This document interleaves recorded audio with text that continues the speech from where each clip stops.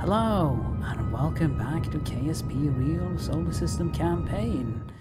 I'm working on a bit of unfinished business today. You see, the probe we launched on the back of our shuttle in the previous episode had an engine failure on the way to the moon, so the probe got stranded in space. And instead I decided to just launch the same probe on a conventional rocket to compensate. Now that does not mean that the shuttle mission was a failure. Indeed, the shuttle itself did everything it was supposed to do, and we are certainly going to return back to the shuttle program in the future. But for now, we are going to take a break. Instead, I want to get back into the interplanetary exploration business. For the next interplanetary mission, I'm going back to Jupiter. And the reason I'm going to Jupiter is because that is a very versatile goal.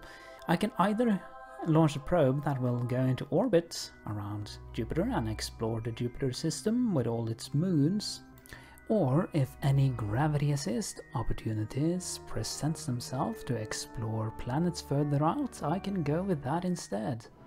Now I think both of those options are roughly equal, although I might put a little bit more weight towards the going beyond Jupiter option. But anyway, I'm going to build a spacecraft that is capable of carrying out both missions. Now going back to the probe in the background, we can see that it reached the moon just fine and is completing its mission successfully.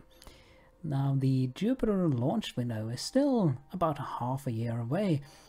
And so I also had some extra time to check in on my Mars rover, which you may remember we launched a few episodes back. I just wanted to check that it was functioning well, and it certainly was, although it's driving around on the dark side of Mars. Well, not the dark side, that's not accurate, it's just the night side, that's a more accurate description. But anyway, it works fine, and I might return to it in the future once it gets on the day side, so we can drive around to new biomes, because I still haven't really utilized this rover fully to gather more science. Now let's have a look at some of the design features on this probe while it's being launched to Jupiter. So the look of the probe is pretty standard. It's just a core of the probe here with a big antenna. This is the Voyager antenna, which is the biggest antenna I have. And there's a fuel tank with a pressure-fed engine that has 2.6 kilometers per second of delta V for maneuvering. That's really going to be used for maneuvering in the Jupiter system, as well as for course corrections on our way there. Now, this is of course powered by RTGs, because the sun is pretty weak at Jupiter and beyond, so solar panels really doesn't work very well there, or at least they're not very efficient. And apart from that, it has everything you would expect from a probe, with all the scientific instruments here, and some RCS again for basic maneuvering.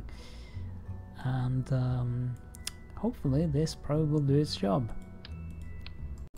Now for the rest of the rocket, I've managed to squeeze out over 19 kilometers per second of delta V in this whole stack. And the rocket itself, before the main probe, is a two-stage rocket, and it's pretty standard stuff, I think. I got a Delta 4 heavy type of configuration on the first stage, with two of the central stages on the side as kind of a booster, and they transfer fuel inwards through these fuel pipes. Then I also have a couple of small, well, not really small, they're just small in relative to the rest of the rocket. But these Minuteman SRBs are also going to give the rocket a little bit of extra kick on takeoff. And I got 4 of them on the side here. And the first stage is mainly powered by these 3 F1 engines. The plan is that the second stage will do the bulk of the transfer from low Earth orbits towards a Jupiter course, and it has 7.6 kilometers per second, and that is roughly what it's going to take. Now, the first stage does not have enough delta V to go into orbit by itself, I think. So some of the fuel here is going to be used to go for orbital insertion, and then some of the fuel in the main probe itself is going to have to be used for, well, both for course corrections and for, you know, setting up a trajectory towards Jupiter. But that is really it. So yeah, back to the launch. Now, in case you want to do some gravity assist maneuvers at Jupiter to visit other planets, we can kind of sketch out possible courses on the planetary map, and that is just in case we can get some good encounters with planets beyond, and rather than just going for exploration of the Jupiter system and its moons. So if you look, Earth is currently positioned here, and the Jupiter launch window is going to be open once Earth is somewhere down here, I think. So we are going to launch up here and have a transfer orbit that will take us out like this and hit Jupiter somewhere in this region here.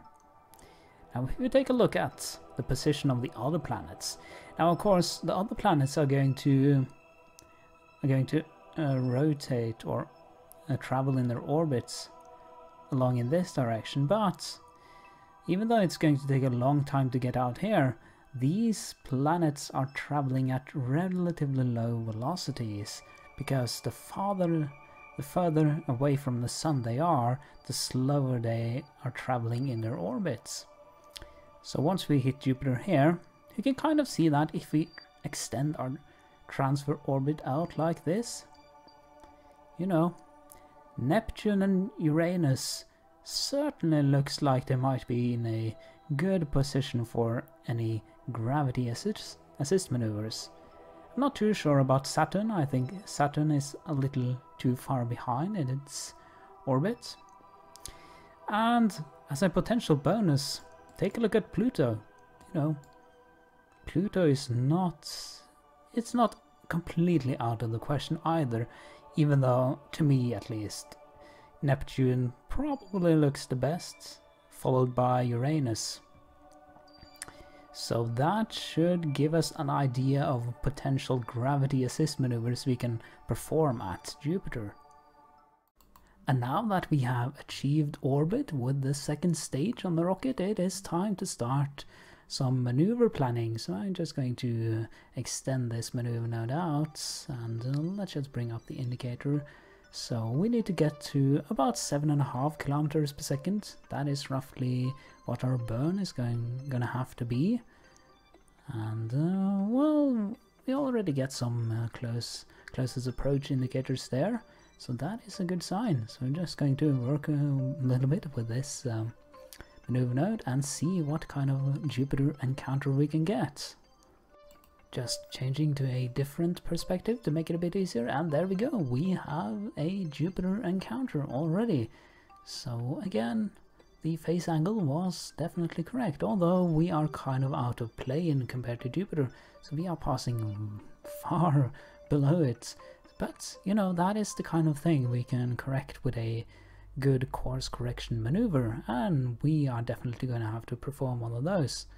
So we can set one up, and if we just drag that a bit, we can raise our orbits so we get closer to Jupiter, and that is something we are going to have to do, whether we are going for the gravity assist or just the orbit around Jupiter.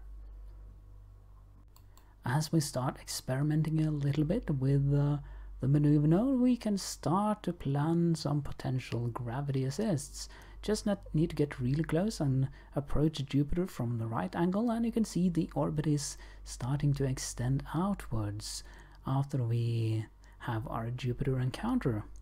So going to target Uranus there and see if I can get some kind of encounter. Now, dropping the Uranus encounter for a little bit, I decided to play around with a potential Pluto encounter, because I did say that Pluto was kind of in a nice position, although it might be a long shot to go for a Jupiter encounter. But take a look at those closest approach indicators. Those are actually looking very promising. So I believe I can get an encounter with Pluto from the gravity assist maneuver, and that would be absolutely amazing. That is not an opportunity I'm going to get anytime soon, so if I can get a Pluto encounter, I am pretty much going to go for that. That is going to be probably the best potential outcome I could possibly hope for out of this mission.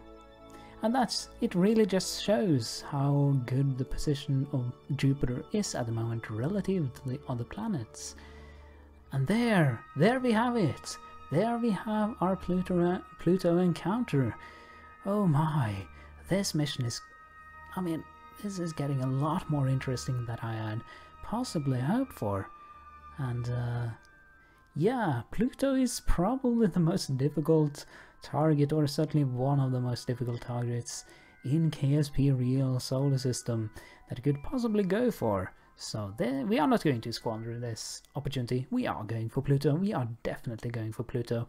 We are going to set up the course correction to take us on the course towards Pluto. But of course, first we need to go to Jupiter.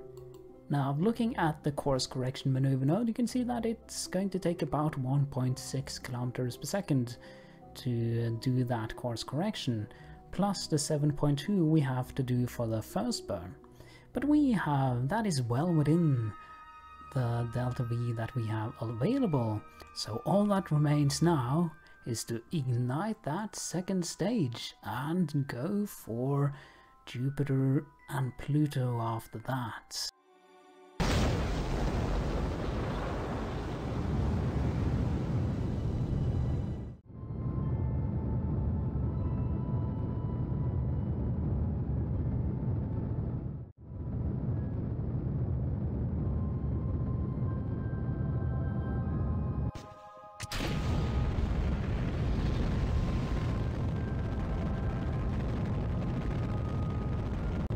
Going to get ready to cut off the engine now. We have pretty much burnt out this maneuver node, and we should have a Jupiter encounter by now. So let's get ready to cut the engine. There we go. There we have engine cut off. So let's have a look at the trajectory and see how close we got to Jupiter after that. So yeah, first just need to cancel the maneuver nodes. Come on now, there we go. So yeah, we are going quite low, but that was pretty much the plan. Although we did lose the Pluto encounter in that, but we just have to adjust the course correction maneuver node again to get the Pluto encounter back.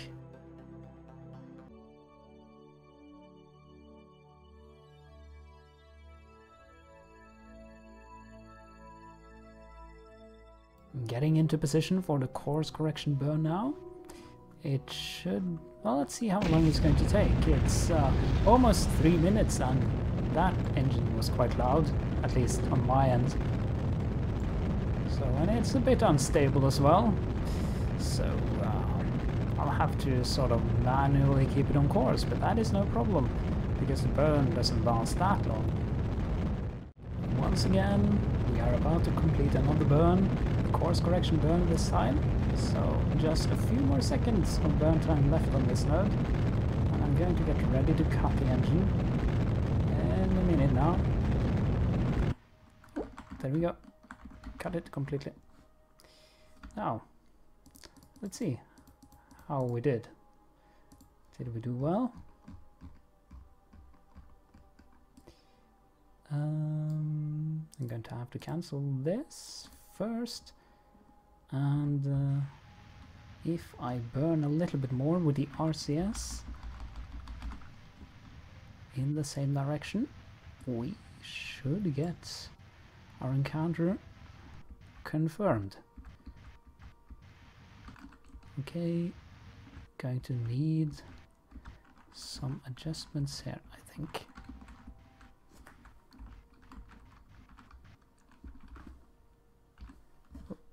Yeah, not going to have that on full speed. So if I make just some tiny adjustments here, I should be able to get my encounter.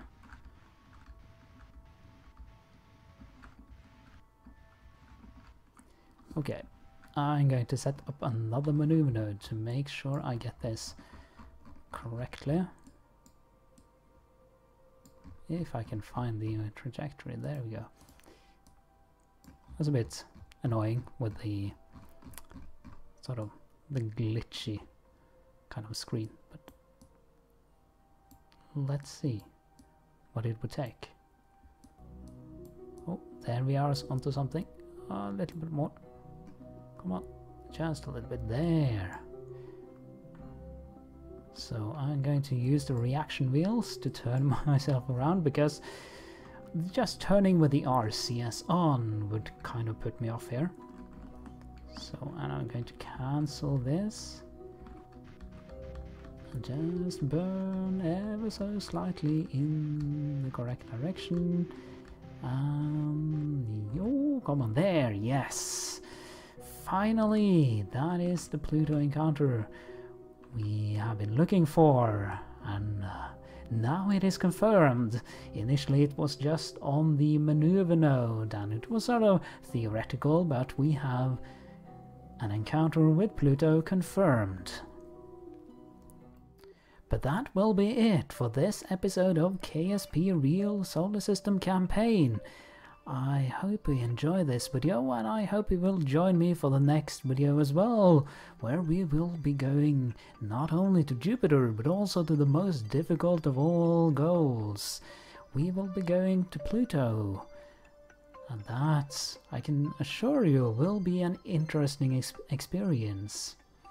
So thank you for watching, take care, and bye.